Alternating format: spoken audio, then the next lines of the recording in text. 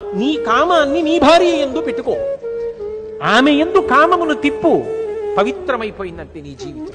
ఏమి దోషం లేదు. నీ భార్యని జీవితాంతము కామించవలసిందే.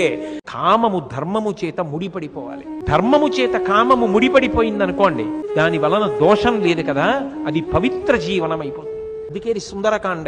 సీతమ్మ రావణాసురుడితో మాట్లాడుతూ ఒక మాట అంటుంది, రావణ, ఎంత చెప్పినా నీకెందుకు అర్థం కాదు? పరకాంతల యందు మనసు పెట్టుకుంటున్నావు. ఒరే పాత్ర భేదం రా, ఎంత పవిత్రమైన మాట, ఎంత సౌందర్యవంతమైన మాట.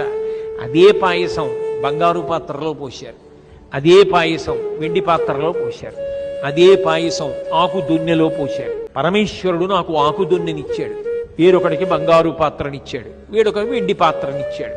ఒకడి పాత్ర తెల్లగా మెరుస్తుంది, ఒకడి పాత్ర పచ్చగా మెరిసింది. నా పాత్ర ఆకుపచ్చగా ఆకు దున్నే. దున్న కాదు ప్రధానం, పాత్ర కాదు ప్రధానం, పాయసం రుచి మాత్రం ఒక్కటే. నీకెందుకు తెలియలేదురా రావణ ఇది? ఇది తెలియక అన్యకాంతల యందు మనసెందుకు పెట్టుకున్నావు? సర్వనాశనం అయిపోవట్లా?